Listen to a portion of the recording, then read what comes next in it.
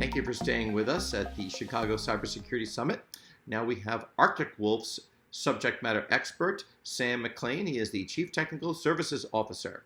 Sam, the floor is yours. Hello, I'm Sam McLane, Chief Technology Services Officer for Arctic Wolf Networks, and today I'd like to talk to you about security effectiveness.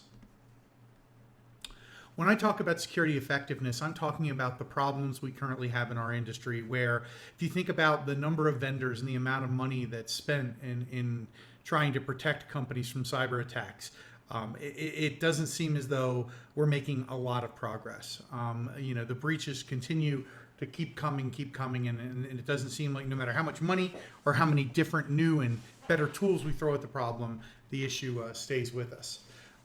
This stems from a variety of reasons. The first of which is that there just aren't enough security professionals to go around. This problem has plagued us for the past decade.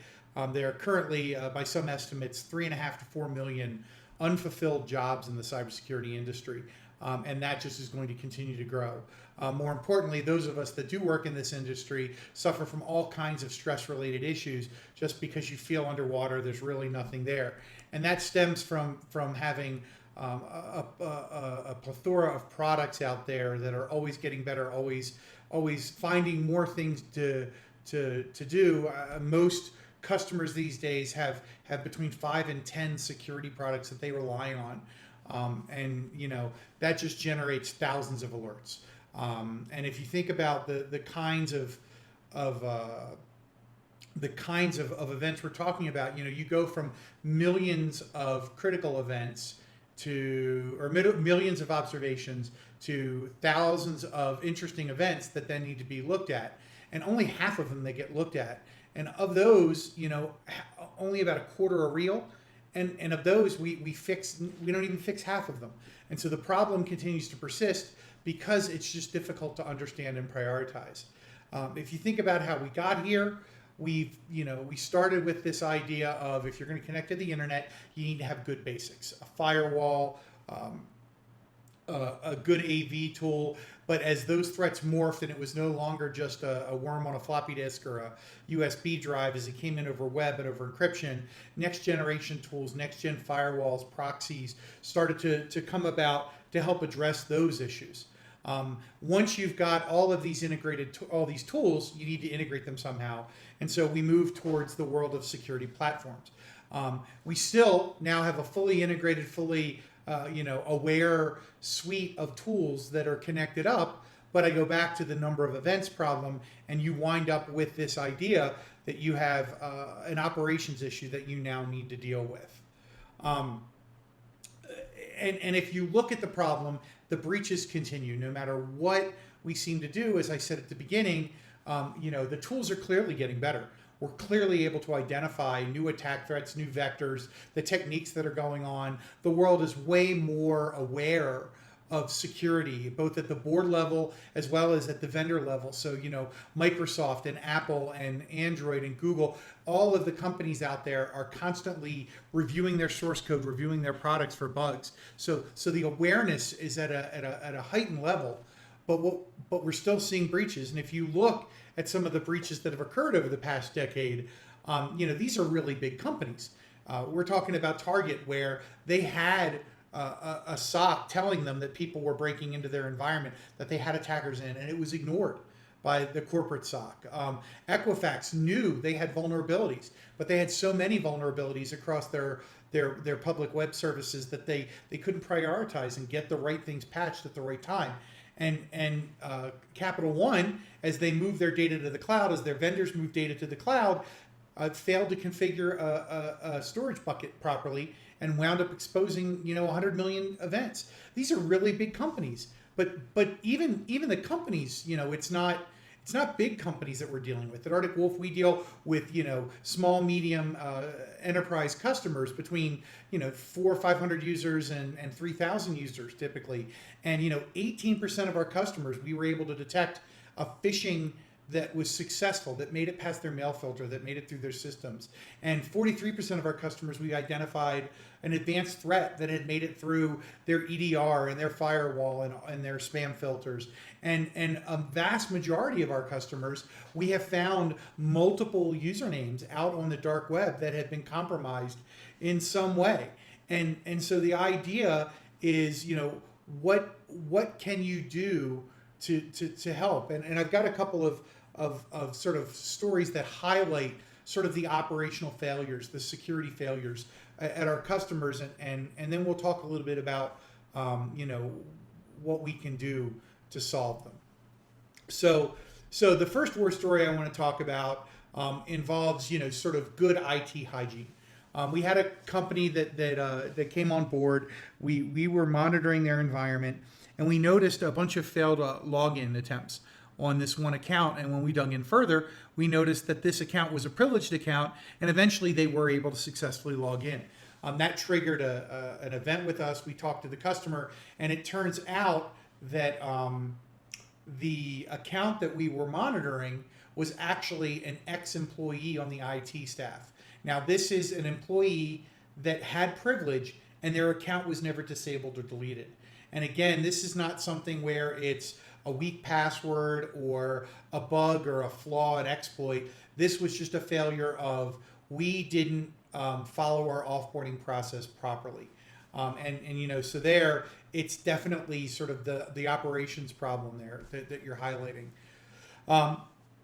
And next problem we saw was, we brought a customer on board, and one afternoon we noticed that the CEO had sent out all these emails in a spike to their customers after someone had logged in from a foreign country that was unexpected. One of the employees clicked on the link and got infected. And while we were talking to our contact at the customer, those emails had gone out and someone had gotten infected. They were able to sort of clean this up. It took days to clear off everyone's desktop. But when we brought this to their attention, the entire organization floundered because they didn't know who to contact. They didn't have call sheets for the executives. HR, legal, no one understood the ramifications and what was going to happen. And that led to a bit of chaos as we helped them clean up. Now, they did clean it up, everything happened, but still it just goes to show you that again, an operational issue, an operational failure can exacerbate a really bad problem. Again, sort of the next sort of idea here around sort of strategic operational considerations and strategy around security architecture. We had one of our customers where we had just set up cloud logging on Office 365, and as part of our process, we asked what countries are you supposed to be able to log in from so that we can put everyone else on the watch list. And as soon as we found a customer or an attacker, they tried to log in, and they eventually did successfully log in as we were getting this done. But the alert that drove us to find this interesting was they then added a rule to forward all email to a Google account that clearly wasn't associated with this customer. As we went through and reviewed all of the accounts in that customer, there were several more that this attacker had done, and they were just stealing information by collecting everything that was in these people's email accounts. So that led them to then reevaluate their we don't need multi-factor authentication review. Again, a failure at the operations strategic level, not necessarily a tooling problem or an exploit that had gone wrong. These are all, everything I'm talking about here, it's not a failure of a product or a tool. This is an operational failure. And the thing to think about here is that, when you start to look at the current landscape and how we're dealing as an industry, both the vendor side and the customer side, how are we dealing with these things? The tooling has gotten so good that, it really is not necessarily always about how much money you spend or what tools you have. If you remember from back in the 2000s when all the AV vendors were leapfrogging each other, we catch more, no, we catch more, you could measure the differences between the top tier and some of the free open source stuff. It was 99% and 50%. And so people really didn't consider the open source and free technologies as something that was really valuable. Nowadays, when you look at that same kind of a report, our endpoint collects these kinds of things or catches these kinds of threats out of the MITRE ATT&CK framework. You can measure the difference between the top of the line and the open source free tools. It's a matter of tenths of a percent, 99.2 to 99.1 or 99. So it's not really about the tools themselves. It's more about operationalizing the tools. How do you deal with it? How do you have them configured? And if you take into account, some of the current trends that we're seeing, whether it's the push to move everybody remote because of COVID-19, which introduced several different sort of areas of concern in the security industry. The first is everybody became remote. There wasn't a lot of user traffic coming out of your perimeter anymore, which is traditionally where everyone's invested all of their security dollars. That next generation firewall that you spent all the money on really doesn't help you if everyone's on the outside of it behind the defaultly configured Comcast cable modem and router that's out there. The second thing is that now you've got humans that think of themselves as working from home, but that's actually their corporate environment, and the change in mentality, the mixing of corporate assets and personal assets, letting your children do their homework on your laptop while you're not using it, having their gaming PC that's probably riddled with malware on the same broadcast network as your laptop, the change in attitude of I'm working from home as opposed to I'm working. Sort of that whole sort of lowering of the security spidey sense, if you will, really is there. And then lastly, just the sheer, I need to research more. I'm getting emails from my vendors, from my peers about COVID-19.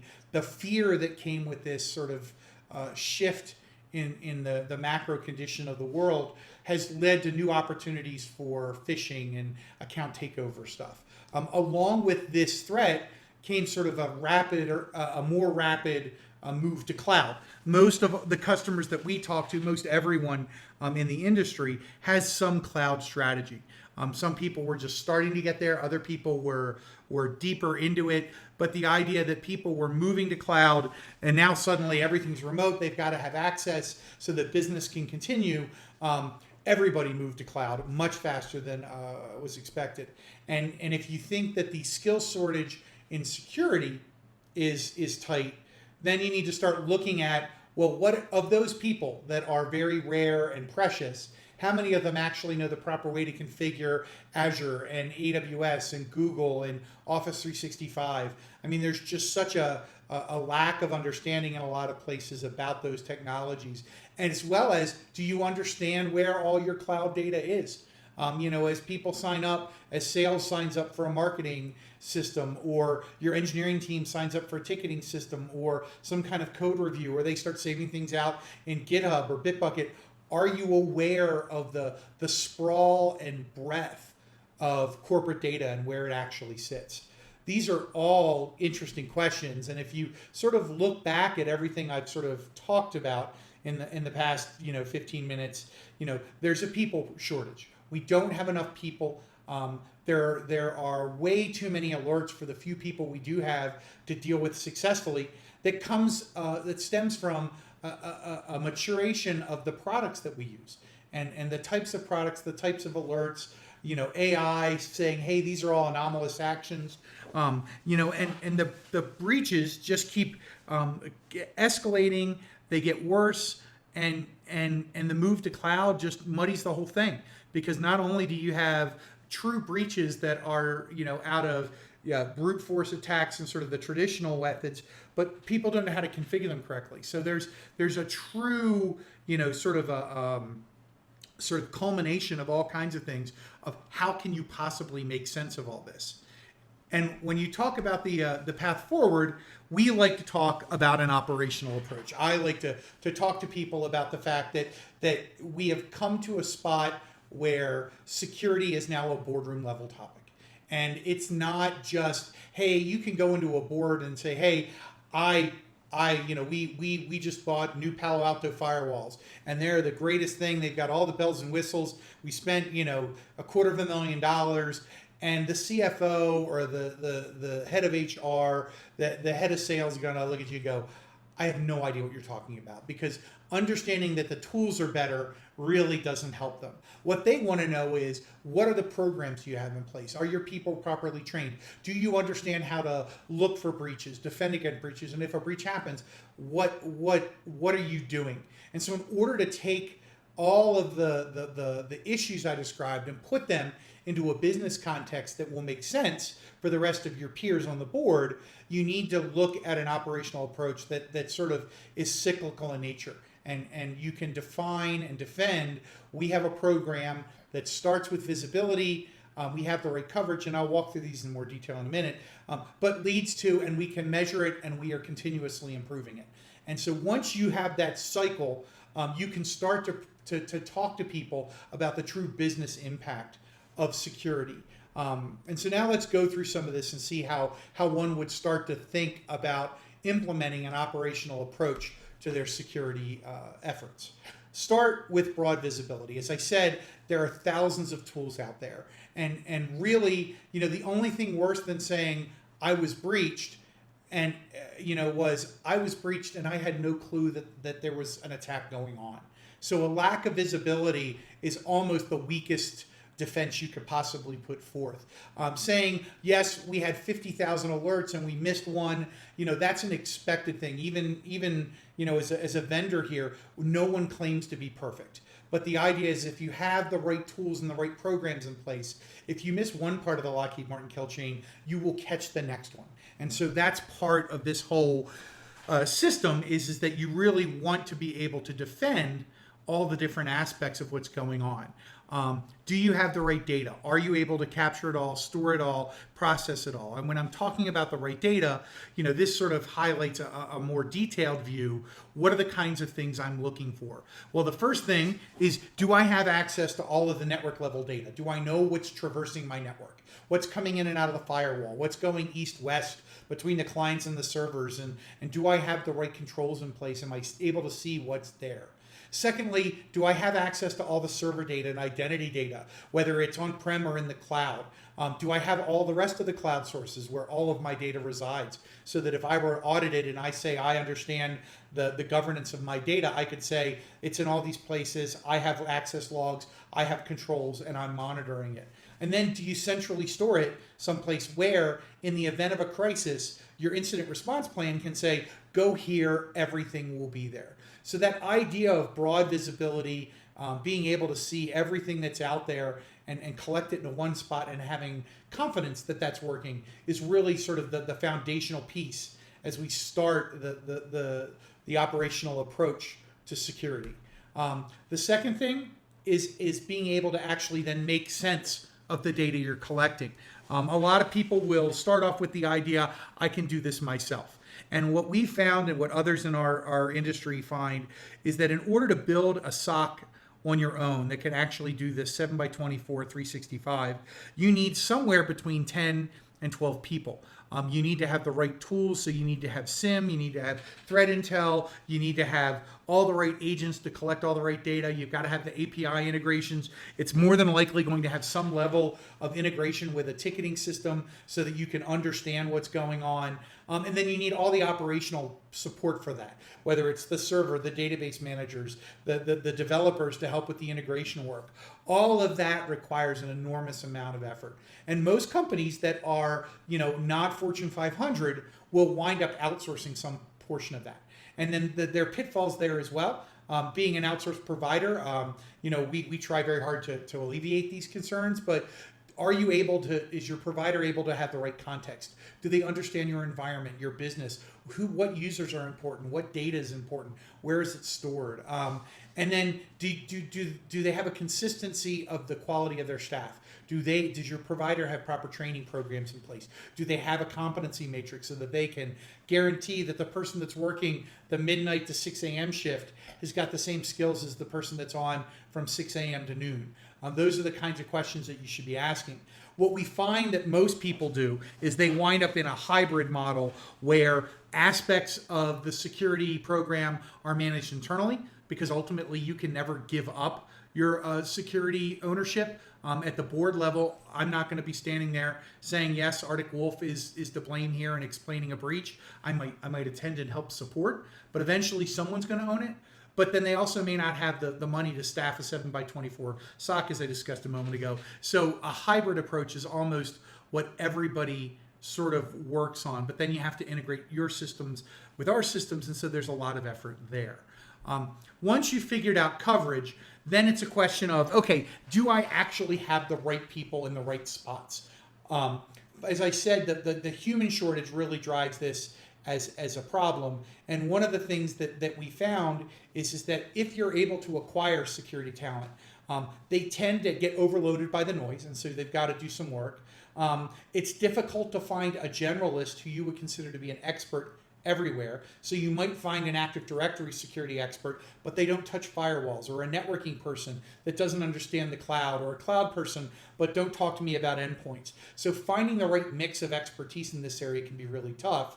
And then at the end of the day, most IT people I talk to wear 4 or 5 hats. Security people are no different. And so you wind up working 10 to 12 hours. I've been on several webinars over the past 3 or 4 months talking to people in the industry, end users, other providers, other security areas. And the work from home dynamic of COVID-19 has driven everyone to be very, you work 12 hours a day and you don't even realize it. You wake up in the morning, you have breakfast, you sit in your chair, you hop on Zoom, and suddenly you're like, holy crap, it's dinner time. Those kinds of, that dynamic is really sort of pervasive, especially in the security industry. What I like to tell people is, if you do one thing over the next couple of weeks, it's put a program in place to take your most talented people and force them to take a day off. Force them to spend every Friday morning or every Tuesday morning doing some kind of personal development, take an online course, get them to start to understand cloud security, and tell them, you know what, take a 2-hour class in the morning and then take the rest of that day off. Give them back a portion of their personal time to just manage their work-life balance. Most people say they'll do it, and then when you go in and look at timesheets, you go and look at vacation requests, and they're just not taking the time off. So do that work to keep your smart people happy.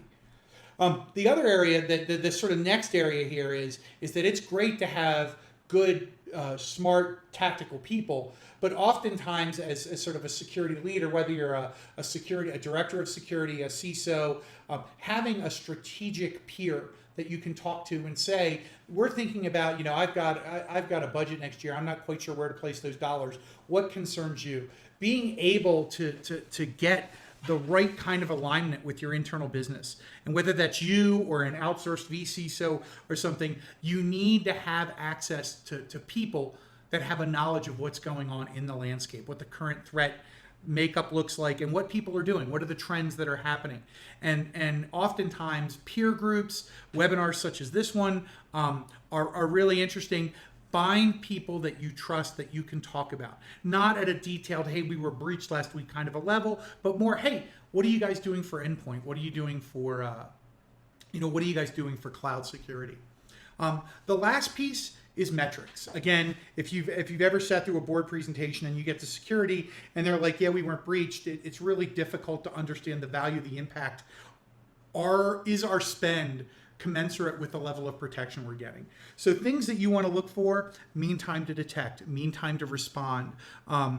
Measure your security posture against a framework. NIST is an industry standard. It sort of strategically covers the broad base of everything you would need. But if you need more detailed help, if you want to figure out, well, where do I actually want to apply my efforts within NIST, look at something like the CIS controls. They are way better defined, more granular, and you can know what initiatives would make sense. And then lastly, make sure you go and get industry comparison data so that you can say, we're doing X and the industry standard is Y, we're 5% better, we're 10% better. Following all of these things gives you the ability to say our tools problem isn't going to bring us down because we have operational excellence. And that's really what this is all about. Okay, I'm going to open it up for questions. Thank you for your time. If you have questions, please let us know.